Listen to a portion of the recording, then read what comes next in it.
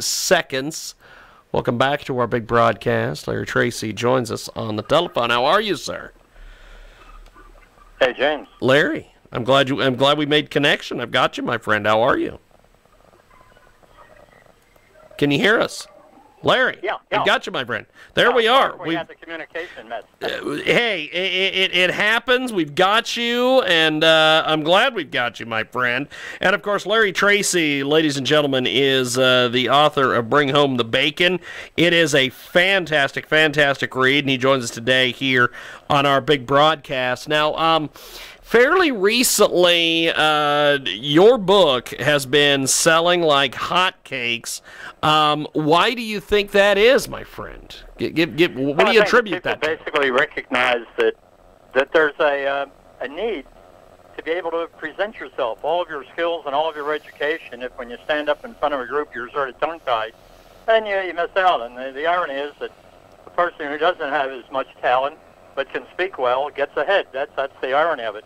So I think that's one of the reasons why the book appeals to many people. And it's not just for business people.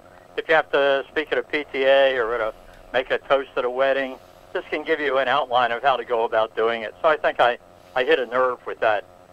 That's awesome. We've got Larry Tracy with us today. Bring Home the Bacon. That is the latest from him. And it is a fantastic, fantastic read. It's available on Amazon. Now, fairly recently, in fact, they had the funeral on Wednesday for Bush 41. And I want to get your take on the fact that if it wasn't for Ross Perot, Bush probably would have been reelected, and we would have never had the Clintons. What do you make of all this, my friend? I'll tell you, James, that was the thought that went through my mind as I was watching the ceremony. This great man, what he did. I mean, just think, at 18 years old, joining the Navy and going into flight training, flying 52 missions off of a carrier, which is a really dangerous thing to do, and then all that he did in life. And Ross Perot, the more I watched the program, the funeral, the more angrier I got at Ross Perot, because he had, if my memory serves me right, he got 19% of the vote. Bush had 38%. There's 57 right there. And everybody, I knew a lot of people who voted for Perot out of frustration. They were all Republicans, and they would have voted for Bush or they'd stayed home. And you're right, we wouldn't have had Bill Clinton, we wouldn't have had Hillary Clinton. So we've missed a lot of drama over the years. Yes, indeed. It is Larry Tracy. He's with us today. He's got Bring Home the Bacon. It is the latest from him.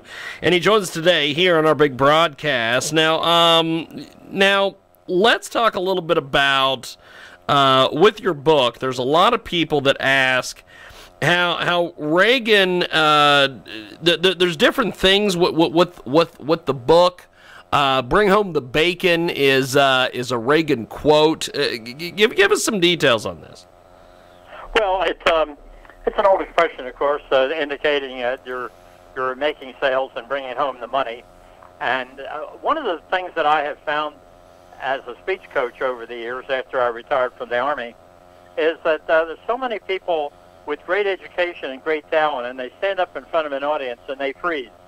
And they go back to what they learned about writing, and then they try to transpose that. And there's a difference between the spoken word and the written word. And I try to bridge that gap in there. So I found it rewarding to write the book, and it was the whole system that I developed that I was so fortunate to get the kudo from President Reagan calling me an extraordinarily effective speaker. And that's, of course, one of the great honors of all time, getting it from the great communicator himself. We've got Larry Tracy with us today. He joins us live here in our program, coast to coast, boulder to boulder, here on our big broadcast. And Larry, this book is absolutely amazing. You've put a lot of time and effort into this. Talk to me a little bit about the marketing side of it, what you've been able to do to market this book and get this book out there. Well, of course, being fortunate enough to have you invite me onto your program helps a lot. And also there's a company in Dublin, Ireland called Books Go Social that is handling a lot of the things on social media and also doing advertising on Amazon for it. But otherwise, I haven't done much individual marketing on it itself except word of mouth. I'll be doing a follow-on book later on about how to implement the system. That's awesome. That's awesome. We've got Larry Tracy with us today. He joins us live here on our big broadcast. Bring Home the Bacon is the latest from him. Now, do you have any tips for readers or advice for other writers trying to get their work published?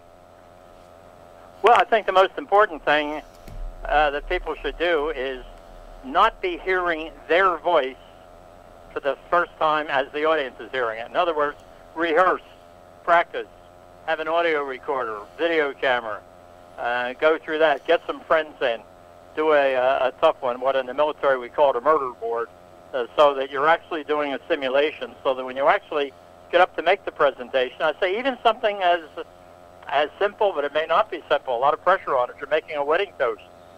Have gone over that a couple of times, find out what are the words that are, how do they ring true to the people, how can you use your voice, how can you use rhythm and cadence, so that people walk away and they say, well, he's really a good speaker. And that leads to something that psychologists refer to as the halo effect, and it pertains primarily to public speaking. A person who is considered a good public speaker is considered to be intelligent, smart, a go-to person. They may not be, but that's the perception. So work on that and get that perception, and it comes basically only from public speaking. If you're a good speaker, you're considered really smart.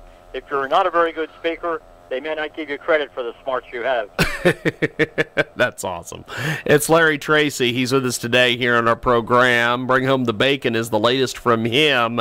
And what can we expect from you in the future, my friend? You mentioned that, there's a possible follow-up coming.